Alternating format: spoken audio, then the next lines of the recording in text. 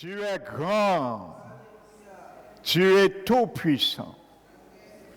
C'est pour cela, ce matin dans ce lieu encore, nous nous faisons petits, Seigneur, devant toi. Nous prosternons en esprit à tes pieds, Père, toi qui es assis sur le trône très élevé. Si nous voulions, Seigneur, pouvions répandre un parfum d'albâtre sous tes pieds ce matin, nous l'aurions fait. Mais considère, Seigneur, ce parfum que nous répandons ce matin sur toi. Soit vraiment le désir de nos cœurs, de t'être agréable, pas lorsque nous voulons que ça soit toujours agréable à notre sens, mais surtout agréable à tous les sens de la vie que tu veux pour nous, Seigneur. Nous t'élevons ce matin, car nous savons ta sainte présence est au milieu et parmi nous, Seigneur. Je le ressens manifestement, personnellement. Merci, Esprit de Dieu vivant, toi qui sais faire ressentir la présence et la gloire de notre grand Dieu, notre Seigneur Jésus. Ô Seigneur, que cette présence ne nous quitte pas ce matin dans ce lieu. Parle à ton peuple. Parle, Seigneur, à ton peuple ce matin. Aide-nous à comprendre et à saisir l'importance et l'opportunité de recevoir ta parole avec douceur, Père éternel. Nous t'élevons, te donnons la gloire de Dieu. Merci, Papa. Aucune place ce matin pour les démons qui voudraient s'immiscer parmi nous. Nous les chassons dans ce lieu, loin de ce lieu, au nom de Jésus. Il n'y a aucune part pour toi, Satan, dans ce lieu. C'est la parole qui est prêchée. Alors retire-toi des pensées, je te l'ordonne, au nom de Jésus. Merci, Père. Reçois la gloire de tes yeux à cause de l'excellent nom de Jésus-Christ. Amen.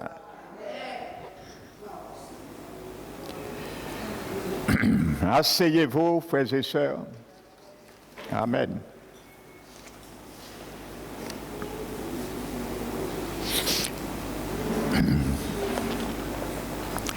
Je vous salue ce matin encore de la part du Seigneur, chaleureusement et fraternellement. Amen. Alléluia. Je vous avais dit que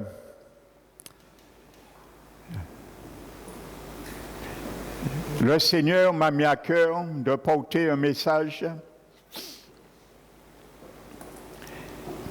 au début de cette année afin que nous puissions rester naviguer jusqu'à la fin de cette année avec tout son contenu, mais aussi pour entrer en finalité dans l'éternité. J'avais prévu le titre « Partons ensemble et arrivons ensemble », mais le Seigneur m'a mis à cœur de changer le titre. Bien que l'aspect ne change pas, mais le titre sera « Ne fais pas l'erreur que beaucoup ont fait ». Voici le titre de ce message. Mais c'est à l'issue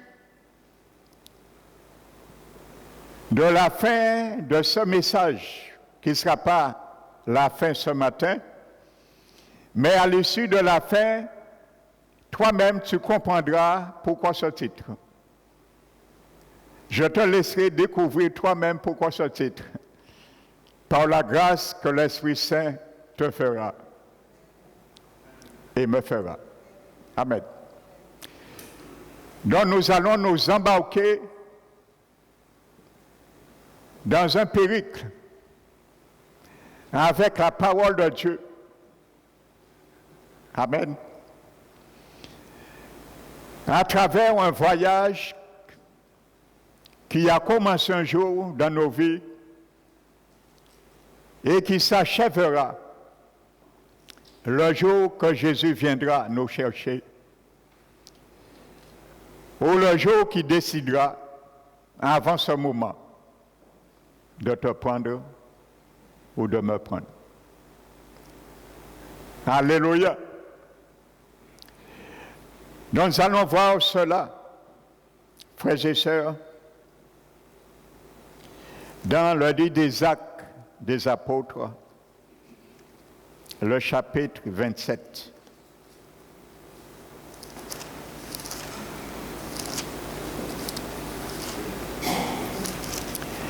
Chapitre 27.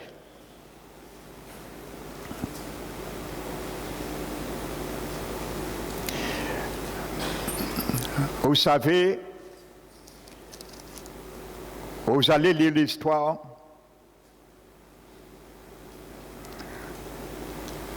Amen. Qui commence au verset 1,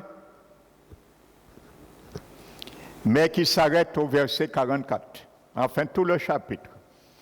Nous n'allons pas lire tout le chapitre, mais nous allons fragmenter au fur et à mesure ce chapitre.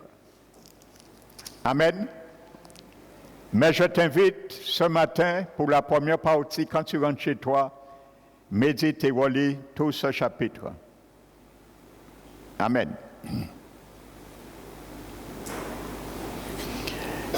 La Bible parle d'un navire qui a démarré et à un moment donné est en train de faire naufrage. Amen. On considère que tu es à l'intérieur de ce navire. Amen.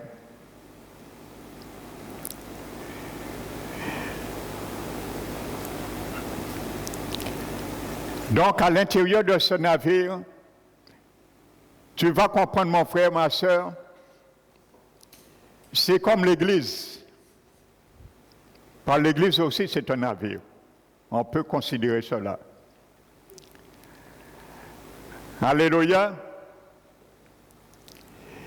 Et dans ce navire, nous allons voir, il y avait des esclaves.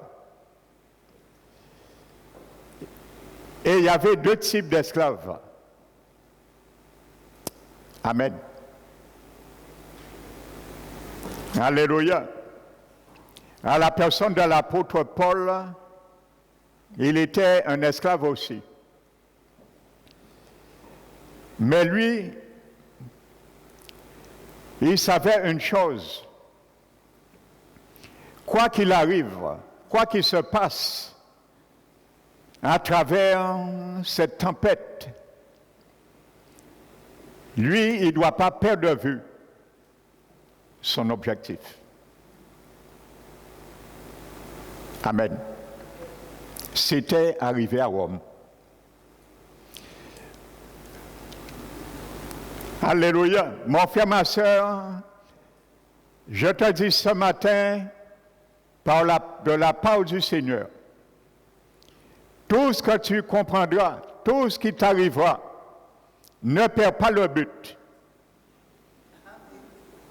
C'est ça qui est important. Surtout, ne perds pas le but. L'objectif, ne le perds pas. Il faut que tu arrives à Rome. Alléluia. Il faut que tu arrives. Alléluia. Mais nous, où nous devons arriver, ce n'est pas à Rome proprement dit physiquement, mais c'est à l'entrée du royaume éternel. Donc, à travers ce que tu vivras, frères et sœurs, moi, n'oublions pas l'objectif à atteindre, le but. Rentrer dans le royaume. Car Jésus lui-même a dit, c'est à travers beaucoup de tribulations, nous rentrerons dans le royaume. Alléluia. À travers beaucoup de secousses, turbulences, des hauts et des bas, nous rentrerons dans le royaume. Jésus n'a pas menti. Il n'a pas dit c'est avec beaucoup de facilité. Jésus aurait pu nous mentir pour nous alléger les choses. Pour que nous n'ayons pas peur de l'accepter un jour dans nos vies. Il aurait pu dire, ça vaut beaucoup de faveur, beaucoup de simplicité. Vous allez rentrer dans le royaume. Et il nous a dit la vérité. Parce que s'il m'avait menti, il t'avait menti, il se serait reconnu comme menteur. Et on ne pouvait pas croire à sa parole. Mais il n'a pas menti une seule fois. Alléluia. Et ce n'est pas un mensonge. Lorsqu'il nous a dit, c'est par beaucoup de difficultés, de tribulations, vous rentrerez dans le royaume. C'est pour ne pas perdre de but. L'objectif à atteint, c'est rentrer dans le royaume dont Jésus nous avait prévenu. Alléluia. C'est avec beaucoup de tribulations, tu rentreras dans le royaume, mais ne perds pas le but d'y rentrer dans le royaume. Alléluia. Tu es d'accord à dire Jésus oui ce matin? Tu es d'accord à dire à Jésus, je ne manquerai pas le but? Tu es sûr? Alors nous allons voir si tu vas rater ou pas le but. Nous allons voir si je vais rater ou pas le but. Alors nous partons pour l'examen maintenant. Alléluia. Vous savez, le verset 10, Paul, il commence à dire, vous savez, mes amis,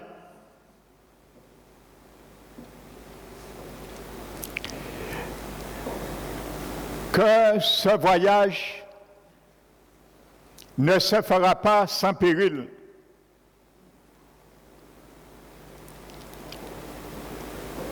Amen. Sans turbulence. Non seulement pour les cargaisons, pour le navire, mais aussi pour les personnes. Alléluia. Vous savez, Paul était un expérimenté à la matière. Alléluia. Il a dit dans 2 Corinthiens 11, il a fait naufrage 3 fois. Donc Paul sait qu'est-ce que faire naufrage. Il a expérimenté 3 fois. Il a dit dans 2 Corinthiens 11, 3 fois j'ai fait naufrage. C'est quelqu'un qui est expérimenté, qui a expérimenté, un expert à la matière. L'apôtre Paul. Il a vu tout de suite, frères et sœurs. Et pourquoi il a dit cela? Parce que le navire et l'équipier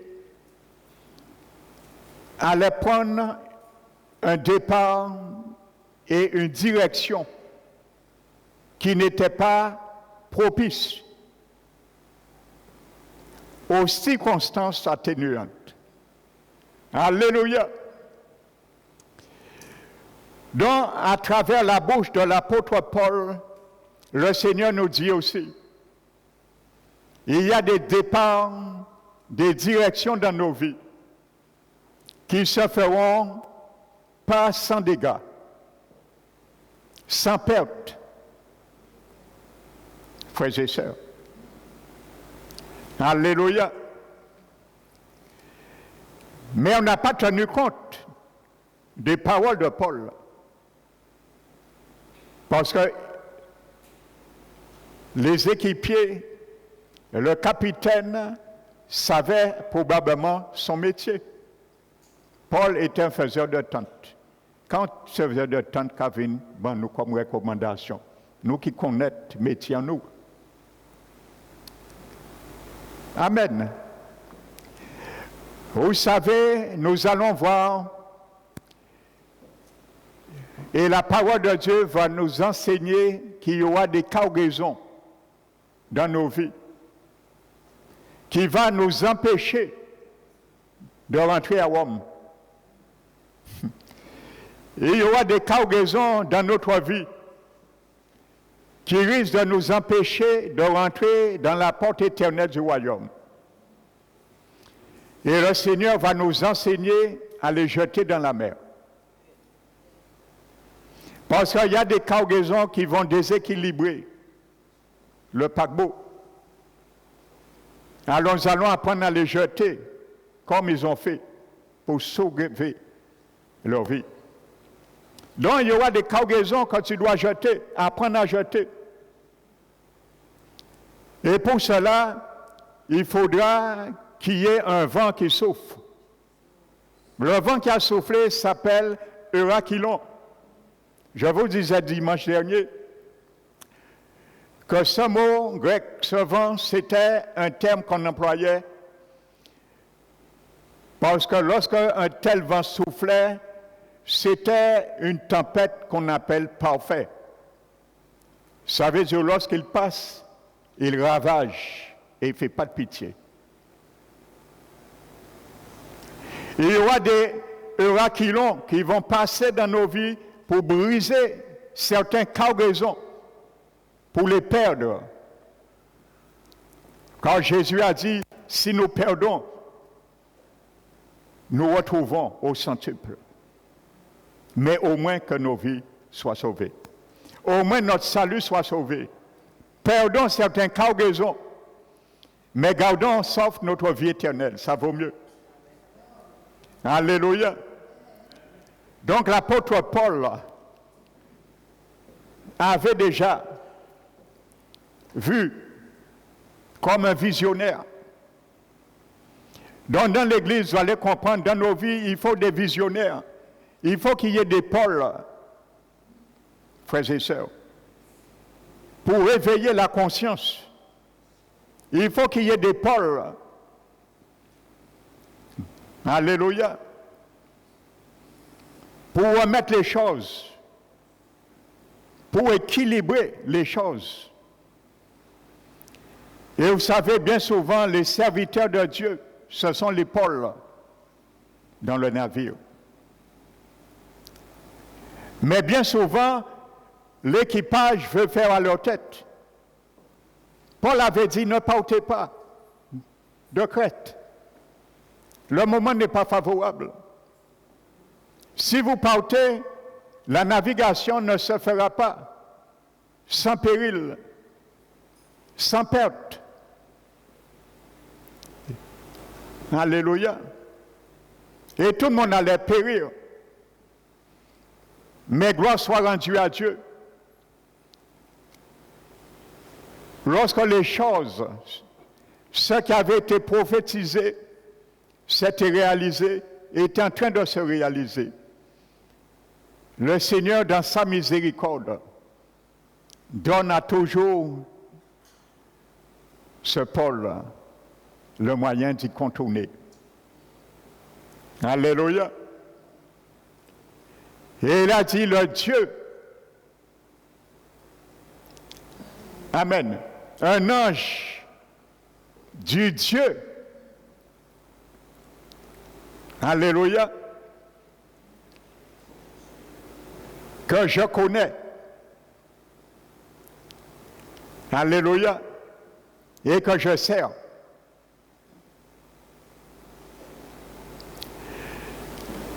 Un ange du Dieu que je connais et que je sers. Et il y a beaucoup qui servent le Seigneur, ils veulent servir le Seigneur, ils ne connaissent pas le Seigneur. Ça ne sert à rien de servir le Seigneur si tu ne le connais pas. La Bible dit qu'il y a des sacrificateurs qui servaient l'Éternel, mais qui ne connaissaient pas l'Éternel. Alléluia. Vous savez, il faut qu'il y ait dans le navire, il faut qu'il y ait dans l'église, frères et sœurs, pas des gens qui disent faites ça seulement. Pas des gens qui donnent des conseils, mais surtout des gens qui ont expérimenté les conseils qu'ils donnent. C'est pour ça que je dis un serviteur doit prêcher ce qu'il vit. Et il doit être transparent devant le peuple. Paul avait fait 3 fois naufrage. Il savait qu'est-ce que faire naufrage. Frères et sœurs, il était déjà passé là. Donc il pouvait dire, attention frère, je vois que cette navigation ne se fera pas sans péril. Il connaît. Alléluia. Ne disons pas, il faut aimer. Si toi-même, tu ne vis pas l'amour dans ta vie pour ton prochain, si tu n'as jamais expérimenté qu'est-ce que l'amour de Dieu, ne dis pas il faut aimer. Combien de fois tu as aimé 3 fois? Paul a expérimenté ce qu'il disait 3 fois au moins. Qu'est-ce qu'un naufrage? Alléluia. Ne demande pas de pardonner à ton frère, ta soeur, si tu n'as jamais expérimenté dans ta propre vie d'aimer et de pardonner. Il faut expérimenter le pardon dans ta vie avant de prêcher de pardonner. Alléluia. Est-ce que quelqu'un comprend ce matin? Il faut expérimenter ce que tu prêches, premièrement. Alléluia. Amen. Paul a fait naufrage 3 fois. Il savait que faire naufrage. Alléluia. Mais là, nous allons parler de naufrage spirituel. Parce que Paul parlait aussi, nous explique aussi, nous enseigne dans le naufrage spirituel. Amen. Alléluia. Nous sommes prêts? Nous gardons toujours le cap pour arriver à Rome. Alléluia. Donc quand je dis arriver à Rome, nous savons de quoi je parle. Alléluia. À la porte d'entrée éternelle du salut éternel. Alléluia. Ces nouvelles d'une destruction potentielle n'étaient pas bonnes. Paul l'a annoncé, elles n'étaient pas bonnes. Il y a des nouvelles qu'on avance au peuple qui ne sont pas bonnes. Vous savez, mais ne faisait que les avertir qu'aller plus loin ne conduirait qu'au désastre. Vous savez, il y a des messages qui ne sont pas bons à entendre. Je le comprends, parce que notre âme n'aime pas ça. Et nous allons parler beaucoup de l'âme à travers le cargaison. Nous devons jeter. Mais ça nous prévient du désastre à venir. Donc on est obligé parfois de parler de mauvaises nouvelles. Amen. Alléluia. On n'a pas le choix. Si j'avais le choix de la part du Seigneur Jésus, je l'aurais fait. J'aurais prêché que des bonnes choses. Vous savez, parfois, ça m'arrive à regarder certains serviteurs un peu dans le monde, sur les chaînes. Je ne vais pas nommer de nom, mais parfois ça m'attriste. Vous savez pourquoi? Il y a des pasteurs, tous les cultes, vous allez les écouter, il y a des milliers de monde. dans l'auditoire. Mais c'est toujours, les gens sont toujours en train de rire. La joie, rire. On rit, on est joyeux et on part à l'église, on rentre comme ça. Que des choses qui n'ont pas grand-chose à voir avec le salut de leur âme. Et ça, si je pouvais le faire, j'avais l'autorisation, je l'aurais fait aussi. Mais à quoi ça sert? À quoi ça sert? Si ça ne sort pas de notre âme. Pierre a dit, c'est la parole qui peut sauver mon âme. C'est la parole qui peut sauver ton âme. Qui peut. Elle ne va pas nécessairement sauver ton âme. Ton esprit, oui, il est sauvé. Mon esprit est sauvé. Mais maintenant, qui va sauver mon âme? C'est toi-même. Parce que ton âme t'appartient. Alléluia. Donc c'est toi à sauver ton âme. Donc c'est la parole de Dieu. Mais si la parole de Dieu te fait toujours rire, il n'y a aucun défaut. Tu ne pourras pas avoir les défauts, les déformations de ton âme, de mon âme.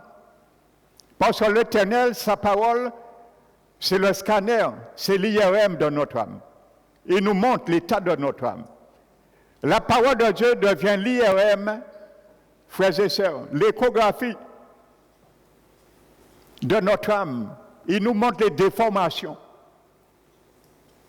Lorsque tu vas faire un scanner, lorsque nous allons faire une IRM, c'est pour bien montrer ce que l'œil ne peut pas voir et induire le patient en erreur, pour être bien sûr, bien que ça, malgré cela, il y a quand même des erreurs, parce que la médecine n'est pas parfaite. Il y a une seule médecine qui est parfaite, c'est la médecine de Dieu souverain, l'Éternel. Donc la parole de Dieu est encore plus perfectionnée que cela. Il nous montre les déformations de notre âme. Donc elle est faite pour ça.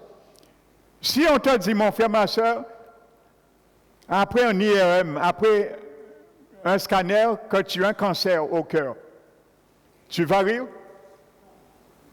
Tu vas rire? Non.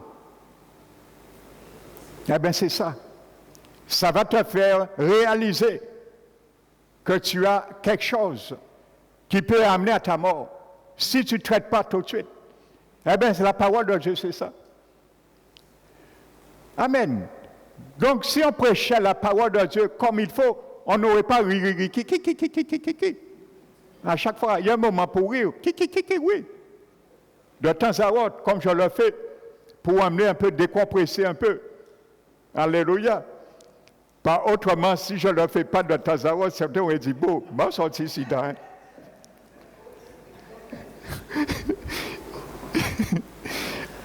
Frères et sœurs, mais il n'y a pas que ça. Et ça m'est déjà arrivé. Il y a certains serviteurs que je ne vais pas nommer leur nom. Que rire. On s'amuse. Oh oui, Jésus a tout fait. Oui, il n'y a pas de problème. Tu n'as rien à faire, Jésus va faire. Jésus fait qu'à faire. Et nous, qu'à nous qu'à faire. Pour Jésus. Il fait ben nous, mais qu'à nous qu'à faire pour lui.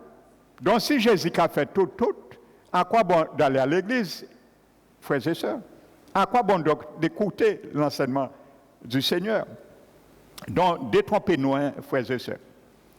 Alléluia. Donc Paul parle. Je prends du temps dans l'introduction qui est leur œuvre.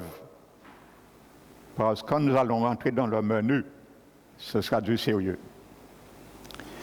Donc le capitaine et l'équipage ont considéré leur propre connaissance de la mer comme supérieure au point de vue du prédicateur. Paul faisait de tente. Amen. Donc ils ignoraient le conseil de Paul. Et qu'est-ce qu'ils font? Ils levèrent l'ancre sous un léger vent du sud. Vous savez, bien souvent, l'Église est là. Il donne des conseils. On néglige ces conseils parce qu'il y a juste un petit léger vent du sud. Mais ça part, derrière, il y a le roi qui est long pour la désobéissance. Il y a un roi qui est long qui attend la désobéissance. N'oublie pas cela. Et qu'est-ce qu'ils font? Ils se déconnectent avec le Seigneur. Ils se déconnectent avec les choses de Dieu. Et ils disent, c'est pas grave. Ils ont jeté l'encre. Alléluia. L'encre, nous allons venir plus loin, c'est un instrument qui permet d'accoster le navire, le bateau, il est stable. Amen. Alléluia. Vous savez, le livre des Hébreux nous dit, je crois le chapitre 6, il dit, notre espérance est comme une encre de notre âme. L'espérance, notre espérance est comme une encre de notre âme. Ça veut dire l'encre du paquebot. Mon âme, c'est comme un paquebot. Donc mon espérance doit s'accrocher, frères et sœurs, sur Jésus.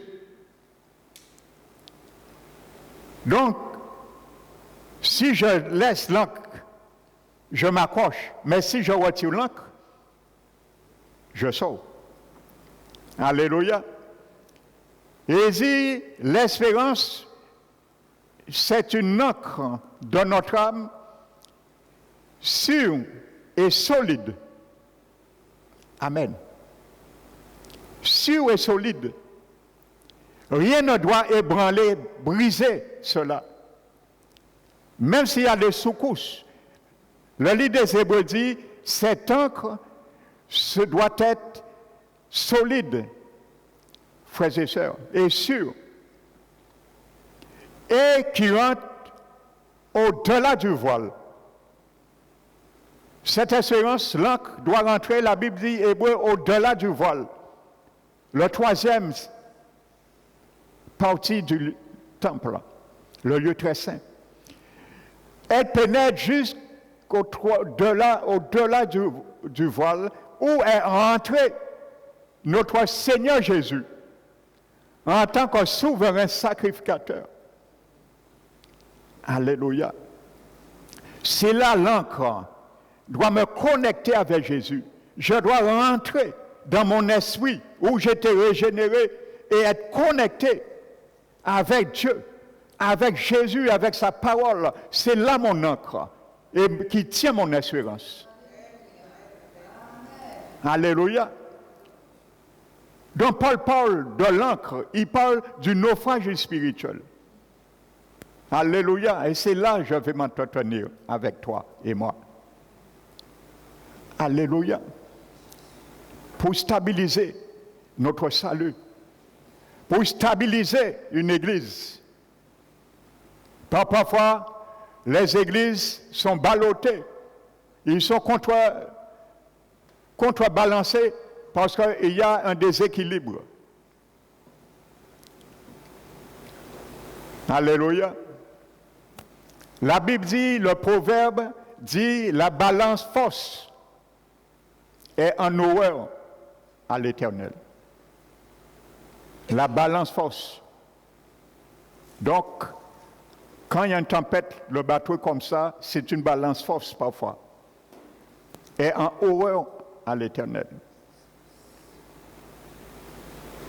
Mais le poids du juste est agréable à Dieu. Vous allez voir, lorsqu'on va jeter certaines cargaisons, la stabilité reviendra. Le poids du juste est agréable à Dieu. Quand Dieu envoie parfois des tempêtes, frères et sœurs, c'est pour remettre le bateau en équilibre. Parce qu'il y a des choses il faut jeter. Autrement, c'est catastrophe, cargaison. Nous allons voir, il y a beaucoup de cargaisons dans les églises et qui empêchent beaucoup d'entrer à Rome et qui font naufrage. Frères et sœurs. Alléluia. Amen. Ils levèrent l'ancre et ils partirent. Ne soyons pas plus experts, mon frère, ma soeur. Je me mets dans le lot. Ne soyons pas plus experts que le plus grand matelot de l'univers. La parole de Dieu. S'il nous dit de ne pas prendre une direction, obéissons. Paul avait dit, ne prenez pas cette direction. Ne partez pas. Ils ont fait leur choix. Ne te déconnecte pas avec Jésus l'année 2025, mon frère, ma soeur. Ne te déconnecte pas avec la parole de Dieu, avec l'Église où Dieu t'a mis.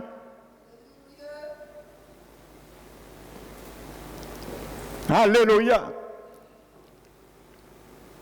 Vous savez, il y a beaucoup qui ont fait l'erreur de quitter l'Église. Je ne fais pas la publicité, ni pour moi, ni pour l'Église Parole qui restaure, mais pour Jésus. Ils ont quitté cette Église et leur vie a fait naufrage. Leur situation a fait naufrage. Je vais vous donner une anecdote parmi beaucoup. Il y avait une sœur, elle est décédée, ça fait quelques mois. Je ne vais pas nommer son nom. Elle n'est pas là, c'est pas ça rapporte à ça, je profite de le dire. Je ne me suis jamais permis de dire ça de son vivant, même si elle n'est pas encore, elle n'était plus à l'église. Cette sœur-là, elle ne me connaissait pas. Elle ne m'avait jamais vu, jamais rencontré.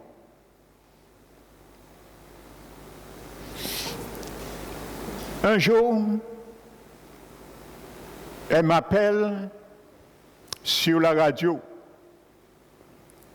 Après la radio, que je prêchais sur Kids FM. Donc, je donnais mon numéro et des auditeurs, auditrices m'appelaient. Elle m'a appelé. Elle m'a dit, c'est le pasteur Emmanuel? J'ai dit oui. Elle m'a dit, pasteur, ce soir, c'est un vendredi matin. Elle m'a dit, ce soir, si vous voyez deux personnes nouvelles dans votre église, sachez c'est moi et avec une autre sœur. Cette autre sœur est avec nous à ce jour. Je ne vais pas nommer de nom. Et elle est venue, effectivement, et on a fait connaissance. Et elle m'a témoigné, elle avait quitté plusieurs églises. Je donne ce témoignage pour prendre conscience, frères et sœurs, quand Dieu nous dit, comme Paul, écoutons la voix de Paul ce matin comme la voix de Dieu, à travers tout au cours de ce message. Lorsqu'il nous dit, ne quitte pas, ne sors pas, ne prends pas mauvaise direction, obéissons à l'Éternel. Elle m'a dit, elle avait quitté plusieurs églises. Elle était déçue à chaque fois. Au moins, ce qu'elle faisait était bien. Elle n'est pas restée chez elle. Quelqu'un est déçu une fois, le frère le disait, la personne reste chez eux. Mais Dieu permet que tu sois déçu pour ne pas rester chez toi. Parce que l'église, c'est un lieu, c'est un bateau, et il y aura toujours des vents. Vous avez déjà vu un bateau, du début à la fin, il n'y a pas de mal de mer. Et il y aura toujours du vent, il y aura toujours des secousses. Amen. Donc, et elle a dit, elle m'a dit, dorénavant, j'ai dit au Seigneur, je veux maintenant, Seigneur,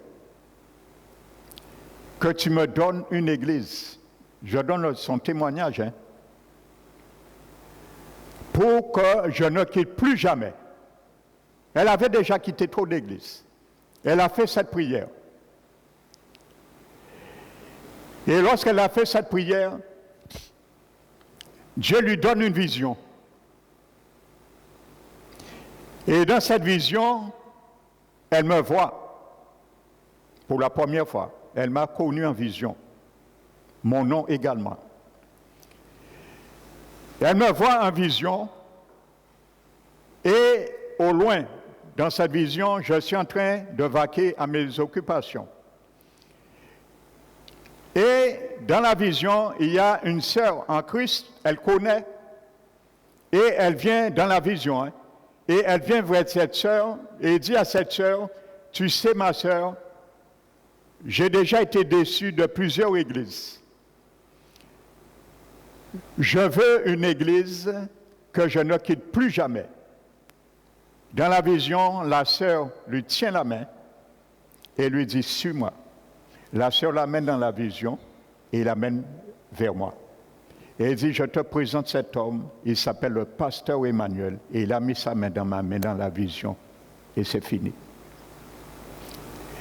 Quelques jours après, elle m'a dit, elle entend l'émission, s'appelait La Voix de celui qui crie. L'émission je portais à la radio qui était faite. Et je portais un enseignement qui concernait un débat qu'elle avait eu avec des frères et sœurs qui étaient en vacances à ce moment chez elle.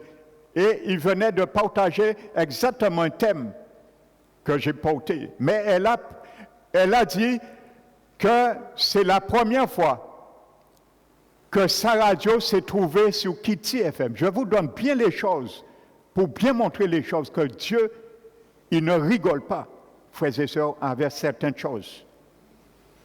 Elle a dit, sa radio était toujours sur RSV. Elle a dit, elle rentre dans sa chambre, elle ne sait pas comment, ce jour-là, sa radio se trouve sur Kitty FM.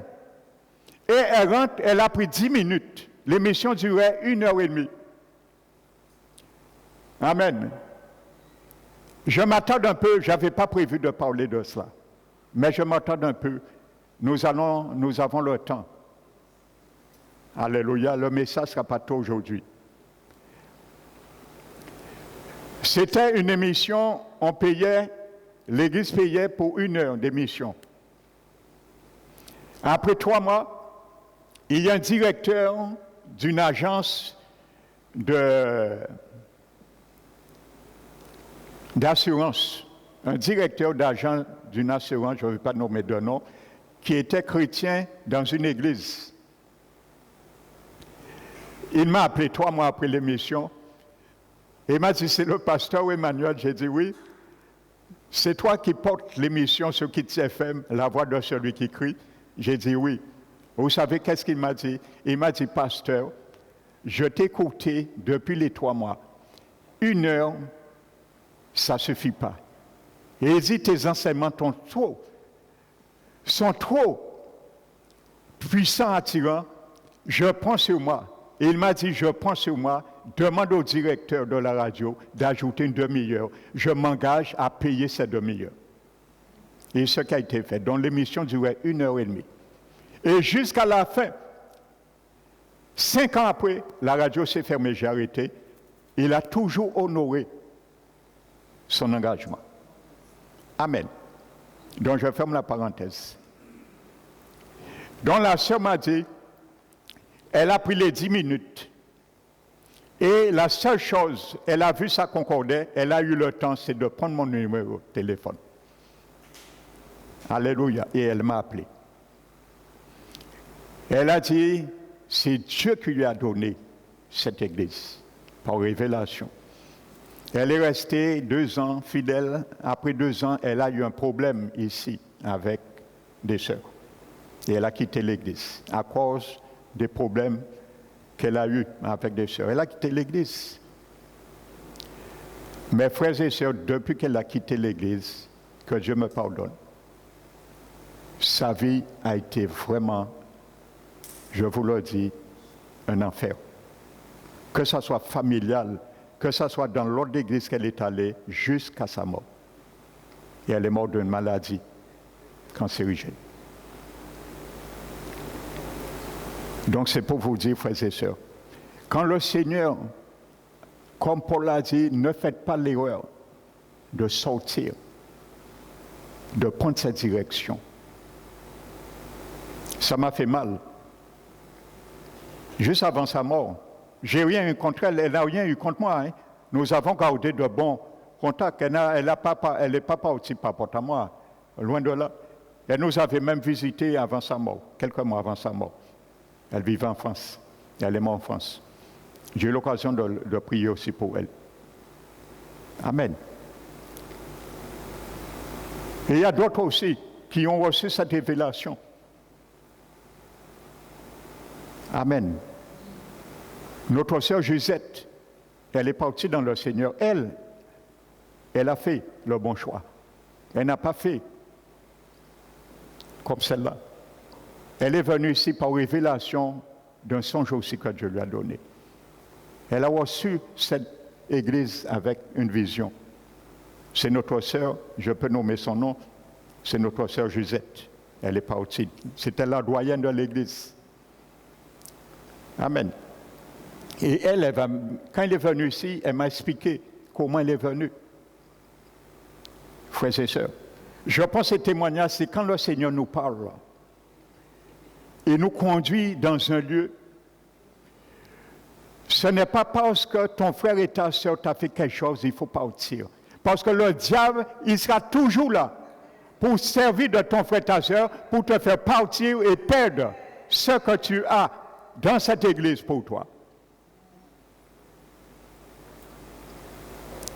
Amen. Nous étions dans la même église, cette sœur, des années avant. Et elle a connu, j'étais dans le ministère, elle aimait m'entendre prêcher. À l'église, nous étions avant. Entre-temps, quand je suis rentré dans mon ministère à part pastoral, l'église où nous étions a eu des problèmes et elle a quitté, elle est restée 2 ans chez elle. Et elle m'a dit, quand elle est venue ici, elle a été émerveillée. D'autant plus, elle ne savait pas que c'est moi qui étais le pasteur de cette église. Et elle me connaissait avant. Elle a été émerveillée et un jour, elle m'a donné son témoignage. Elle m'a dit, pasteur, après des problèmes dans l'église, nous étions, je suis resté 2 ans chez moi. Je ne voulais pas aller dans aucune église. Mais après 2 ans, elle s'est ressaisie. Elle a dit, Seigneur, non, je ne peux pas rester chez moi. Et elle a prié. Et pendant qu'elle prie, le Seigneur lui montre un songe. Mais le Seigneur lui montre dans le songe une église ici, le lieu ici, qui s'appelle Parole qui restaure. Donc le Seigneur lui montre le nom de l'église. Et là, et elle se lève, elle dit à sa fille, j'ai fait un songe que Dieu me montre une église, je ne connais pas le lieu, est-ce que tu peux me conduire? Et sa fille l'amène, il visite, et sa fille lui s'arrête là et dit, maman, mais voici le nom que tu m'as dit, tu as vu. Et c'est là qu'elle est venue. Le premier dimanche, elle est venue, elle a vu que c'est moi. Elle m'a vraiment serré. Elle était joyeuse de savoir en plus c'est moi qui était le pasteur de cette église. Amen. Et elle, beaucoup l'ont essayé de la déstabiliser, même les leaders qui étaient là. On voulait la faire quitter parce que ces leaders avaient des conflits avec frères et sœurs. Vous allez toujours trouver ça. Partez, vous allez voir, peut-être il y a pire. Vous allez voir. Alléluia.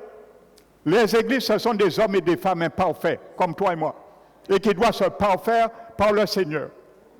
Mais ils ne veulent pas se parfaire, ils veulent rester imparfaits, alors ils quittent et sortent. Et après, c'est catastrophe. Parce que Paul les avait dit de ne pas faire cette erreur. Amen. Eh bien, il disait à tous les gens, pour mon péfant quitter l'église, parole qui restaure, c'est bon Dieu qui montre moi. Alléluia. Elle avait cette assurance. Et cette assurance est restée comme l'encre de son âme jusqu'à sa mort. Alléluia. Et elle est partie en paix avec le Seigneur, avec tous les membres ici. Notre sœur Josette, c'était la doyenne de l'Église. Et je bénis le Seigneur pour cette sœur. C'était un exemple pour les jeunes. Frères et sœurs, la doyenne de l'Église, 92 ans, elle était là le vendredi et le dimanche, malgré son âge et sa faiblesse. Un combattant du Seigneur. Frères et sœurs, je lui disais souvent, tu es un exemple, ma sœur, pour nous. Tu es un exemple pour les jeunes. Les jeunes, ils sont à l'église, la louange, ils sont assis. Mais toi, 92 ans, doyenne, tu es debout et tu loues le Seigneur. Tu es un exemple pour nous. Des gens qui peuvent venir le dimanche, ils ne viennent pas. Mais toi, malgré que tu es fatigué, tu viens à la prière parce que tu aimes la parole de Dieu. Alléluia, je ferme la parenthèse. Je n'avais pas prévu de parler de cela. Mes frères et sœurs, quand Dieu nous dit de ne pas prendre une mauvaise décision, il y a beaucoup qui ont quitté là, ils ne savent pas ce qu'ils ont perdu. Frères et sœurs, je sais de quoi je parle et ce que je dis, frères et sœurs. Ne faites pas cette erreur que beaucoup ont fait. C'est pour ça que j'ai donné ce titre. Ne faites pas l'erreur que beaucoup ont fait. Et tu vas comprendre pourquoi ce titre. À la fin du message, tu le comprendras. Amen. Donc nous pouvons tirer, je commence, nous pouvons tirer d'importantes leçons de la description de la tempête et de la réaction de l'équipage. Frères et sœurs. Amen.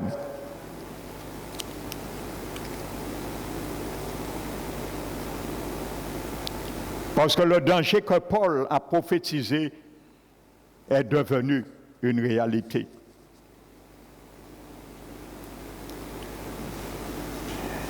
Amen.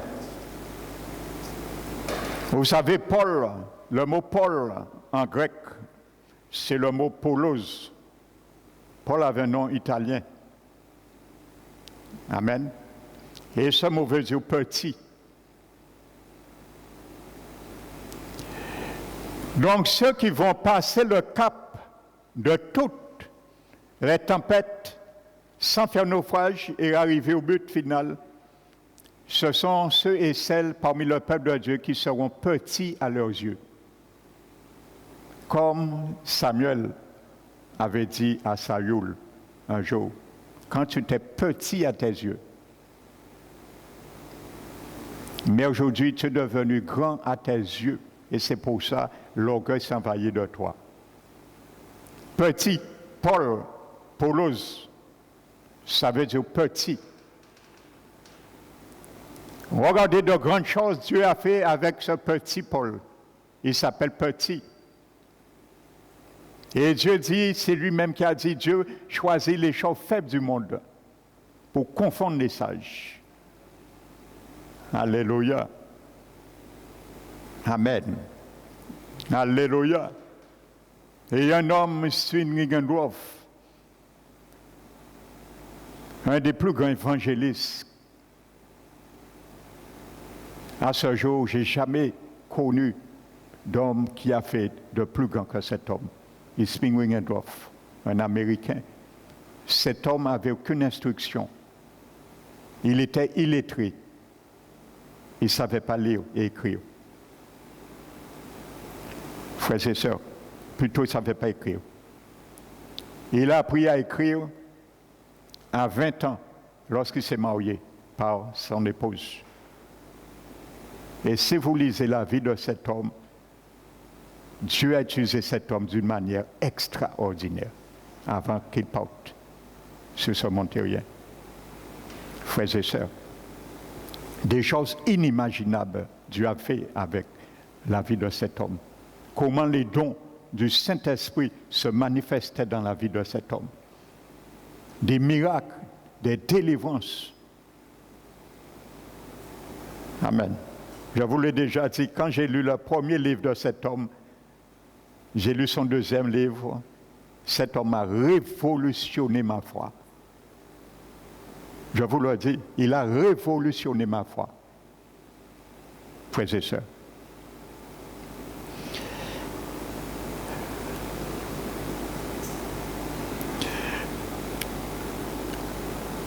Donc, prenons acte 27. Donc, on est parti. Tout va bien. On part, on fait notre choix. Il n'y a aucune condamnation pour moi. Quand tu me dis là, mon frère, ma soeur, je suis en Christ. Pourquoi? Oui, quand il y a un petit vent léger doux, tu peux dire ça. Mais attends le Eurachilon. Tu vas voir si tu vas dire la même parole. Et ils sont partis. Mais verset 14, mais bientôt un vent impétueux. Il y aura bientôt un vent impétueux contre nos désobéissances, mon frère, ma soeur. Alléluia. Mais bientôt un vent impétueux qu'on appelle Eurachilon. Alléluia, se déchaîne sur l'île. Amen. On t'avait dit de ne pas y aller. Beaucoup, lorsque le vent déchaîne sur nos vies, nous pleurons. On t'avait averti pourtant de ne pas y aller.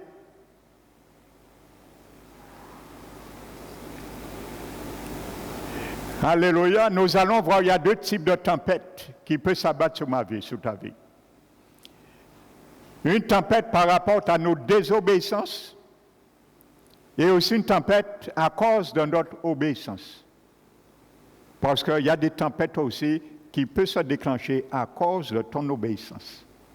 Mais mieux vaut choisir cette tempête. Parce que la tempête qui se déclenchera dans ta vie, dans ma vie, à cause de mon obéissance, Jésus sera avec moi dans la barque. Alors, je n'ai rien à craindre. Alléluia. Mais le jour que la tempête se déchaîne par la désobéissance, Jésus est déconnecté avec nous. C'est deux choses différentes. Où nous sommes déconnectés avec lui, parce que nous avons levé l'ancre. Et il nous avait dit de ne pas déconnecter cette ancre. C'est l'espérance de mon âme. Il ne faut pas déconnecter cette ancre. Alléluia. Ne déconnecte pas cette ancre dans ta vie, mon frère, ma soeur. Dans ton pèlerinage terrestre, l'ancre qui s'appelle l'espérance de ton âme, ne déclenche pas cette encre. Ne le retire pas. Donc, vous savez, comme je le disais, les tempêtes peuvent être le moyen utilisé par Dieu pour révéler les entraves et les attaches qui pèsent sur nous et nous empêchent de réaliser la mission qu'il a prévue pour nos vies. Donc, parfois Dieu est obligé d'envoyer des tempêtes.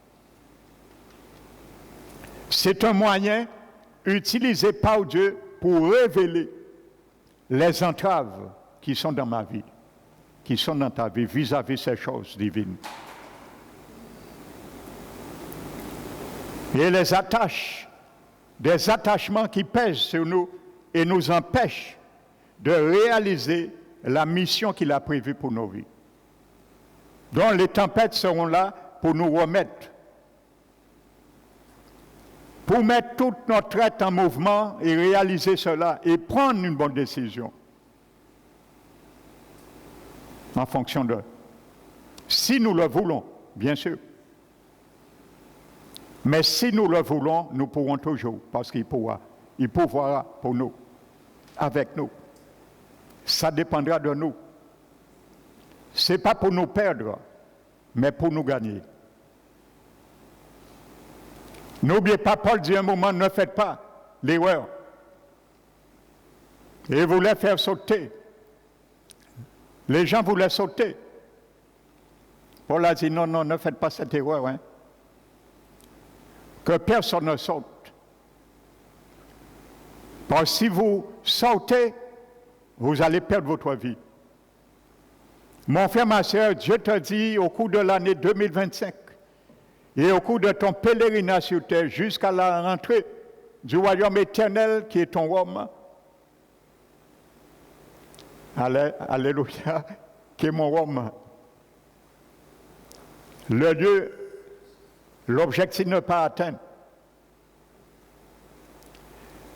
Alléluia, ne quitte pas, n'essaie pas de sortir à l'église pour ne pas accepter ce que Dieu veut te montrer. Paul a dit, ne faites pas ce risque, vous allez périr. Mieux vaut rester avec les turbulences, mais garder la vie éternelle. Ça vaut mieux. Alléluia. Amen. Donc restez. Amen. Alléluia. Dans la tempête viendront toujours. Ne nous faisons pas d'illusions. Il y aura toujours des tempêtes. Il y aura toujours des tempêtes dans l'Église. Et Dieu permettra, c'est normal.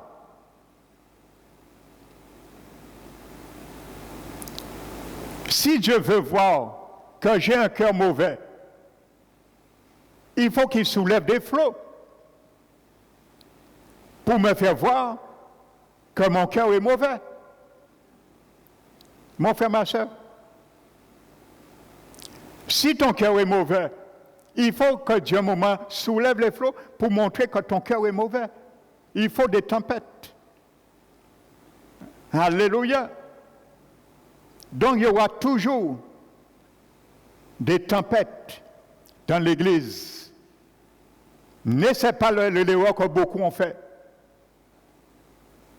En pensant faire marche arrière, comme ils ont essayé de faire, que le diable va nous laisser tranquilles. Illusion. Et il y a ceux qui se sont engagés au Seigneur et ils font marche arrière, pensent que le diable va les laisser tranquilles. Mais au contraire, il ne va pas te laisser tranquille. Il va s'accrocher plus près de toi pour t'empêcher d'y revenir, pour t'empêcher de te rattacher. Parce que tu es attaché, tu es détaché. Il va te prendre pour t'empêcher de te rattacher. Comme Jérémie a dit. Alléluia. Jérémie, à un moment, dit au Seigneur, je crois le chapitre 6, 15. Et il dit au Seigneur, pourquoi mes souffrances sont si continuelles?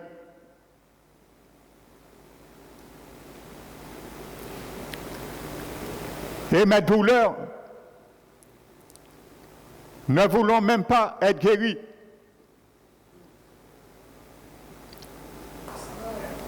Et ils accusent Dieu. Il dit, Éternel, serais-tu devenu pour nous une fontaine dont on n'est pas sûr? Jérémie pose la question. Serais-tu devenu pour nous une fontaine dont on n'est pas sûr? Amen. Dans une eau qu'on n'a pas confiance.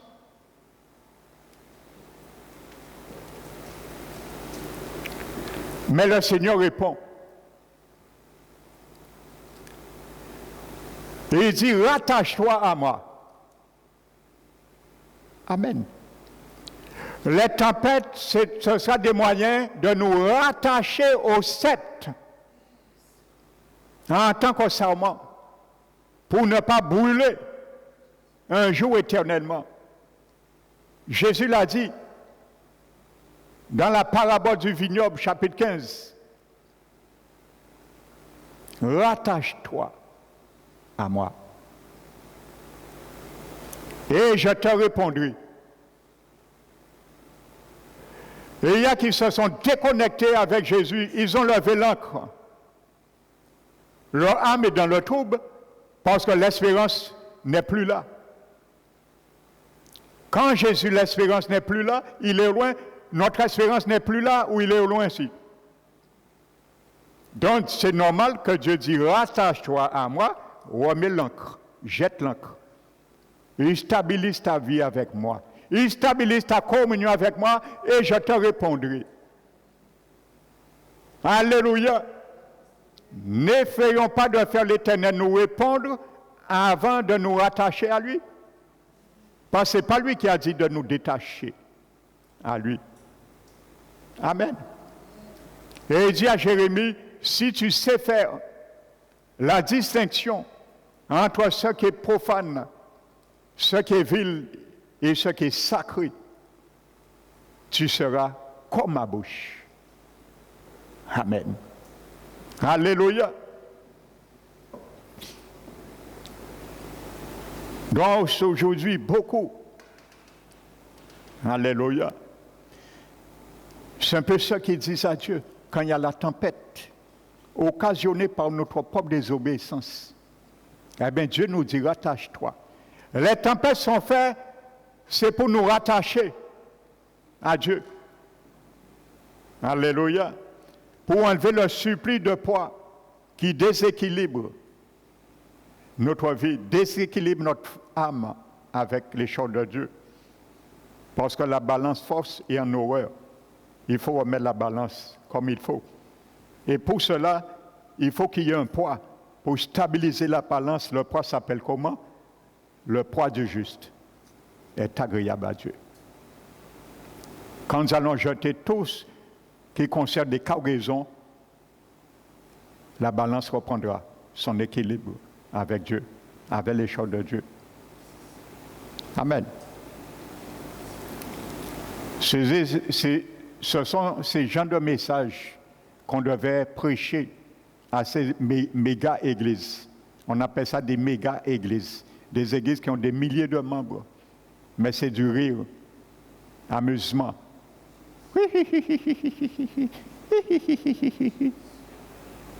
2 heures, amusement. Et quand tu sors dans ces églises, le diable dit, en qui amusez-moi bien vers vous. Cet amusement, en qui amusez-moi bien vers vous. Il va commencer à te donner un appât. Parce qu'il a entendu, on t'a dit, oh, Dieu tient compte, Dieu a payé déjà tous tes péchés. Donc tu ne peux même pas, même si tu as oublié de les confesser, il tient compte. Il va commencer à te mettre un appât.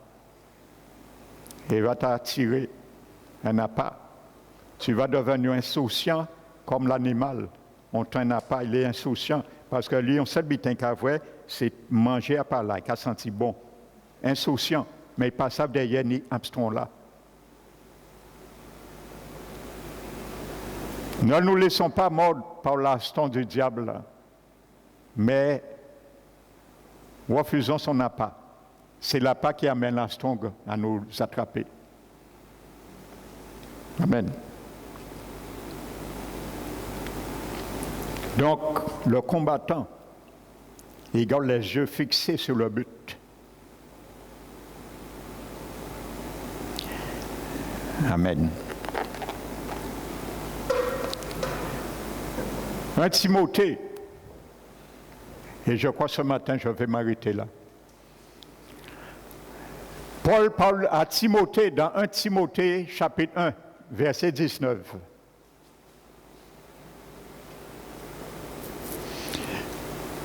Et dit les recommandations que je t'adresse, Timothée, mon fils, bien sûr spirituel.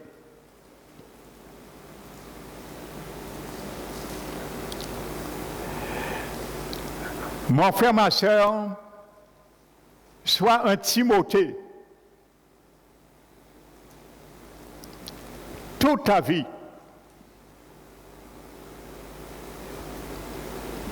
Alléluia. Dans le bateau. Afin que tu ne fasses pas naufrage. Là, nous entrons dans le naufrage spirituel. Alléluia. Timothée, mon fils, Dieu t'a dit, Timothée, mon fils, ma fille. Amen. Et dit, selon les prophéties qui ont été délivrées précédemment de ta part, afin que tu agisses selon ce qui a été dit.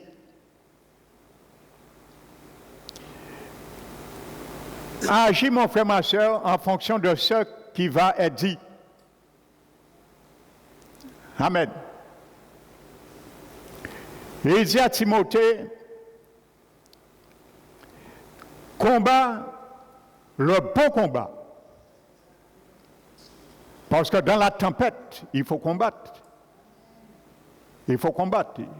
Il ne faut pas rester, oui, la tempête est là, qu'est-ce qu'on fait? Qu'est-ce qu'on ne fait pas? Amen. Et dans une église, il faut savoir aussi qu'est-ce qu'on fait, qu'est-ce qu'on ne fait pas. Ta part individuelle, et il devient la force collective. Il y aura des tempêtes dans l'église. Il y aura des tempêtes dans les couples. Ça n'existe pas des couples mariés sans tempête. Ça n'existe pas.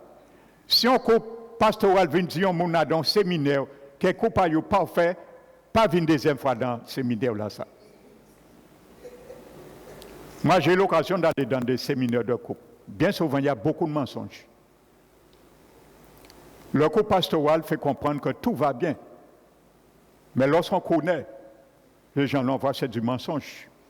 Et bien souvent, dans le séminaire, on n'emprêche pas la parole de Dieu comme il faut, mais on prend référence, on fait les gens prendre référence, leur vie de couple, et copier sur eux. Or, ce n'est pas ça. C'est prêcher la parole de Dieu. Amen. Donc ça, il y a beaucoup de mensonges.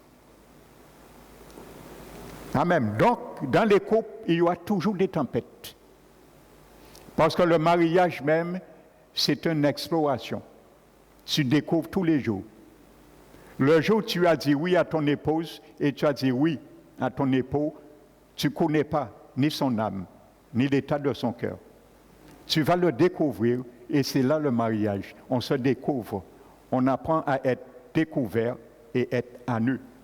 Et c'est une exploration. On fait un voyage, on explore.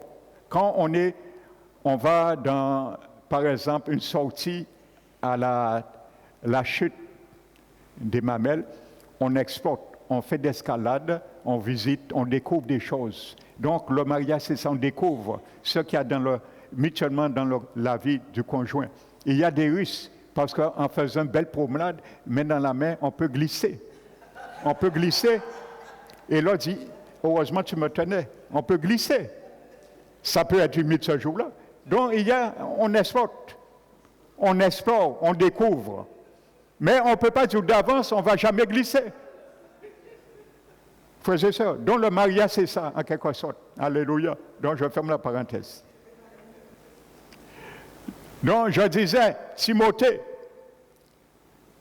alléluia, à l'école, établissement scolaire, au travail, il y a toujours des tempêtes. Les tempêtes sont partout. Donc tu ne peux pas fuir les tempêtes. Autrement, tu sais aller dans un monastère. Et là, tu es tranquille. Amen. Mais l'église n'est pas un monastère. L'église, c'est un lieu, tu dois confronter. Jésus a dit, je ne te dis pas, Père, de les retirer du monde. Laisse-les là, parce qu'il y a des tempêtes. Il faut qu'ils combattent ces tempêtes. Mais de les garder et les préserver du monde, ça c'est autre chose. Alléluia. Les tempêtes, parfois, c'est nous préserver des choses du monde. Et il dit, combat le bon combat. Comment? En gardant la foi, avec une bonne conscience.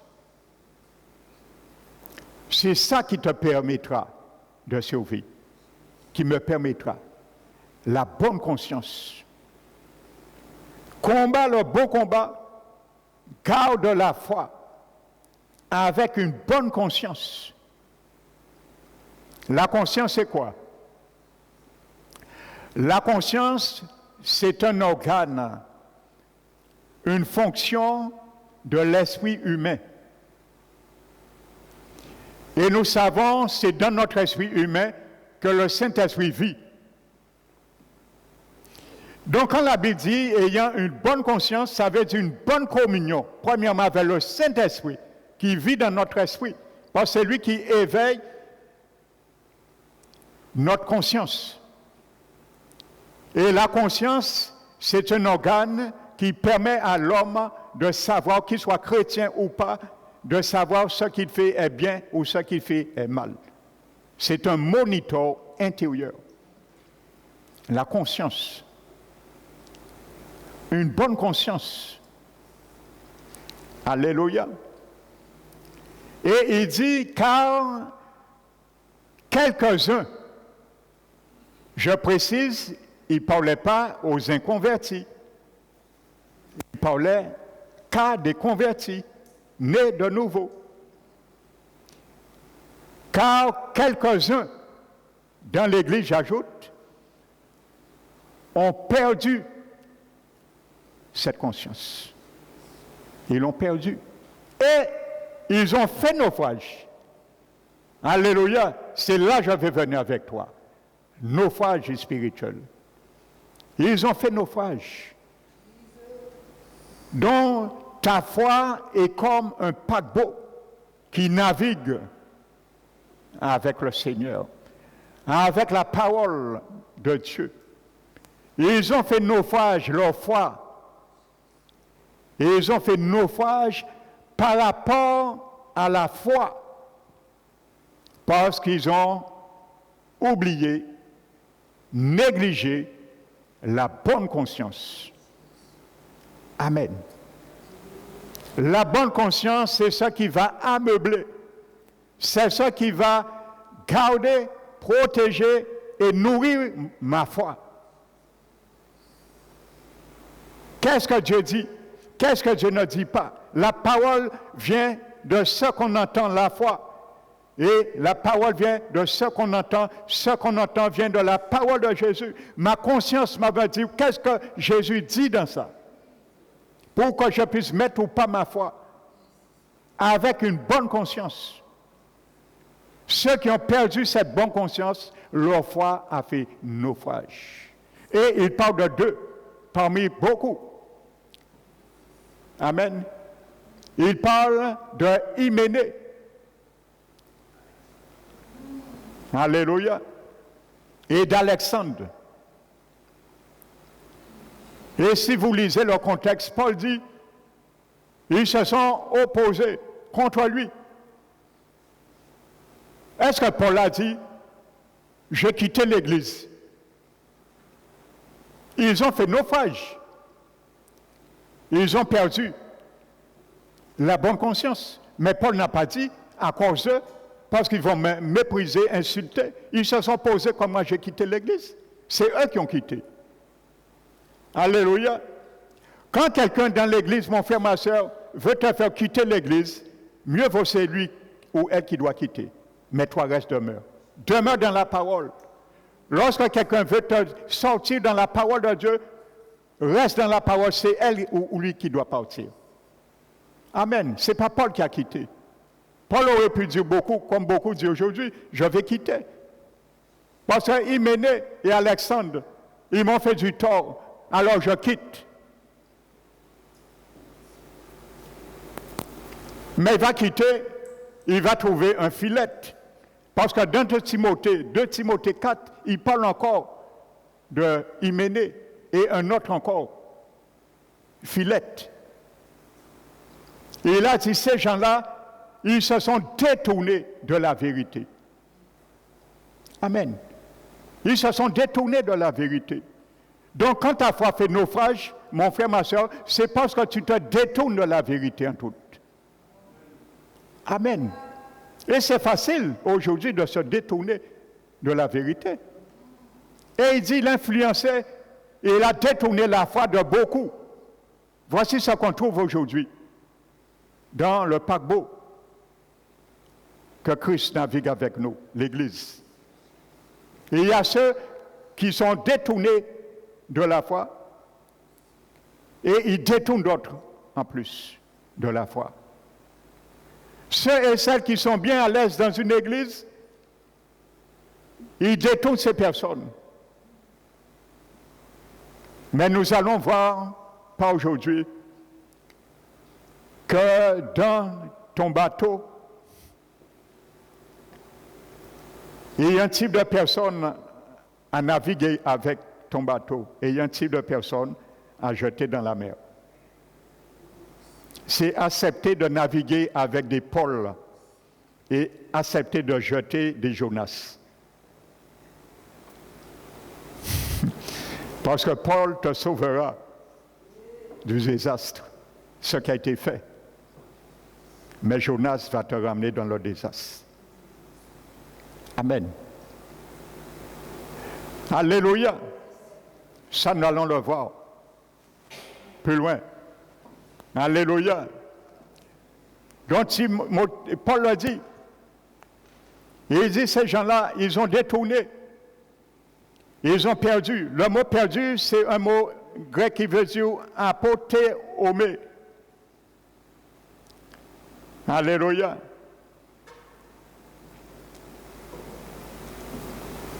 Apothéomé. Perdre. Ça veut dire mépriser, rejeter, se retirer. Donc, c'est des gens qui ont perdu leur salut, frères et sœurs. Alléluia. Ils se sont retirés. Détournés. Alléluia. Leur foi a fait naufrage. Alléluia. Ne fais pas ta foi faire naufrage. Perdre. Ils ont perdu cette bonne conscience. Récuser, rejeter, mépriser. C'est un rejet. Alléluia. Et nous allons voir, frères et sœurs, ça fait partie de ce que nous allons voir dimanche prochain. Ça fait partie des cargaisons que nous devons jeter. Frères et sœurs. Parce que si nous naviguons incessamment avec ces gens de cargaison, ils vont ramener notre navire de notre foi en péril. Alléluia. Amen. Et je termine ce matin sur ce passage de 2 Pierre 1. Vous savez, la foi,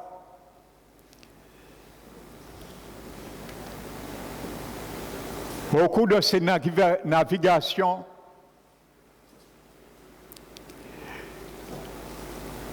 la tempête permettra à notre foi d'appliquer des sanctions.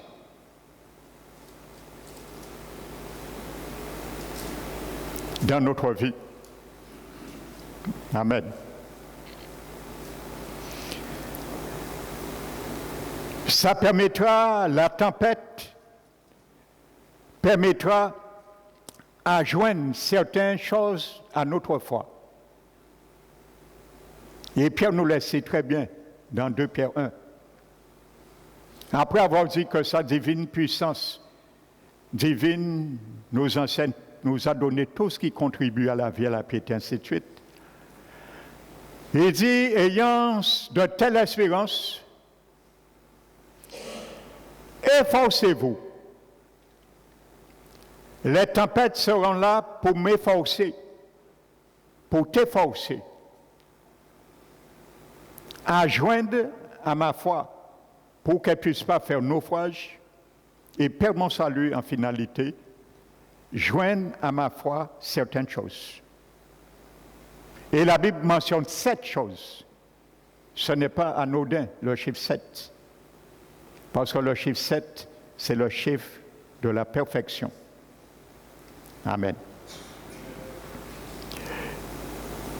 Jésus, ayant cette espérance, efforcez-vous à joindre à votre foi. Amen. Qu'est-ce que Paul a dit à Timothée? Certains ont perdu cette bonne conscience et leur foi a fait naufrage. Donc pour que ta foi ne fasse pas naufrage, mon frère, ma soeur, tu dois t'efforcer dans chaque circonstance de ta vie et de ma vie à joindre à la foi, ma foi, ta foi. Amen. La vertu. La Bible ne dit pas, ayant cette espérance, efforcez-vous à joindre à votre foi. Amen. À joindre à votre vertu. À joindre à votre maîtrise de soi. Non. Cette chose que je dois joindre à ma foi. Efforcez-vous de joindre à votre foi la vertu. Amen. À la vertu, la maîtrise de soi. À la maîtrise de soi, la connaissance. À la connaissance, la patience. À la patience, la piété. À la piété, l'amitié fraternelle. À l'amitié fraternelle, l'amour. Amen. 7 choses à joindre. Pour que ta foi ne fasse pas naufrage. La foi de ceux et celles qui ont fait naufrage, ils n'ont pas pu gérer cela. Toi, gère cela au cours de l'année 2025. Gère ces 7 choses. Ta foi ne fera jamais naufrage, mon frère, ma soeur. Ma foi ne fera jamais naufrage. C'est des paroles qui sont inspirées par le Saint-Esprit. Amen.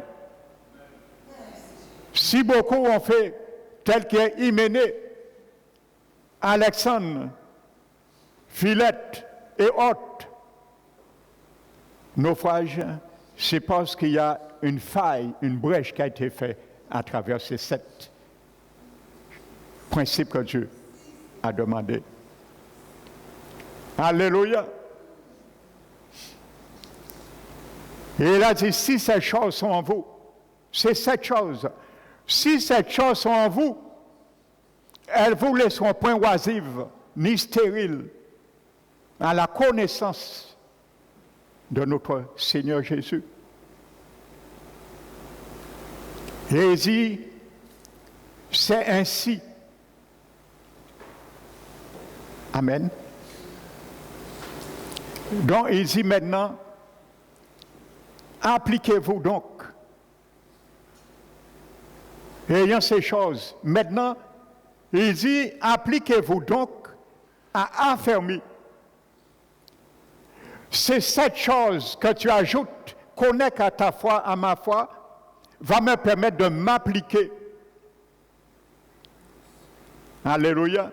À affermir ma vocation et mon élection. Et c'est comme ça que je vais arriver à Rome. Car il a dit, c'est ainsi, pas avant. Alléluia. Est-ce qu'on enseigne toutes les méga-églises? On ne fait que rire. Toutes ces choses avant de rentrer dans le royaume. Il n'y a pas que rire là. Hein? Il y a du sérieux. Amen. C'est ainsi que le royaume, la porte du royaume éternel, vous sera largement ouvert. Pas avant. Alléluia. Ceux dont la foi a fait naufrage, tu ne peux pas rentrer dans la porte du royaume éternel. Et il y a 7 choses que Dieu te demande en amont. À gérer nous efforcer et nous appliquer, frères et sœurs, à affermir ta vocation et ton élection. Amen. Vocation et élection, c'est deux choses différentes. Nous sommes tous appelés à être sauvés. Oui, amen. Mais nous ne sommes pas tous appelés à être élus. Ça dépend de toi et de moi. Ça, c'est ma part. La vocation, c'est Dieu qui a fait sa part. Nous avons tous la vocation d'être sauvés. Mais ta part maintenant, c'est ton élection. C'est toi qui décides si tu es sauvé ou pas. Dieu ne décidera pas pour moi. Frères et sœurs. Alléluia, il ne décidera pas pour toi. Tu veux faire naufrage à ta foi, tu as fait un choix. Et ils se sont détournés de la vérité. Et ils ont troublé la foi de d'autres. Combien de ceux qui se sont détournés, ils ont détourné d'autres. Et ça, Tristan, ça s'est fait ici aussi.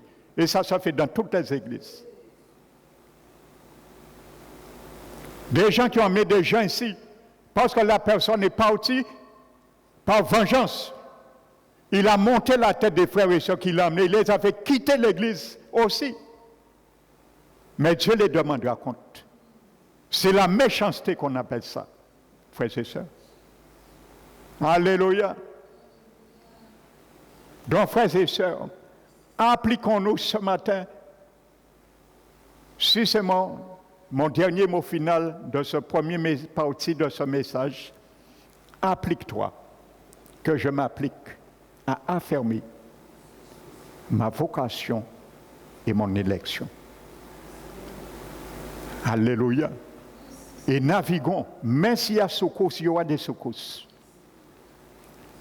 Si ça vient de Dieu le permet à cause de mon obéissance, à cause de ton obéissance, donne gloire à Dieu, parce que Jésus est dans la barque. Et tellement il est dans la paix pour toi, il dort. Et on... Marc 4, Jésus était dans la barque, hein? Et là, ils allons de l'autre bord, et lui dort. Tempête qu'a levé, il dort. Amen. Là, rien ne peut t'atteindre, Jésus est avec toi. Ça, c'est la tempête que je permettrai à cause de ton obéissance. Parce que Jésus t'a dit, monte avec moi et allons de l'autre bord. Tu as obéi. Alors même si le diable envoie des tempêtes qui ne viennent pas de Dieu, reste dans la paix. Dis, Jésus est avec moi. Il dort. S'il est dort, il est dans la paix, alors je dors aussi Satan et laisse-moi dormir avec Jésus. Même si le bateau là, quand tourné nous avons dormi. Parce que Jésus est avec moi. Mais quand Jésus n'est pas avec toi, ne dors pas. Que la grâce du Seigneur ce matin tombe sur toi pour cette parole, mon frère, ma soeur, et donne gloire à Dieu. Alléluia. Nous allons bénir notre Seigneur.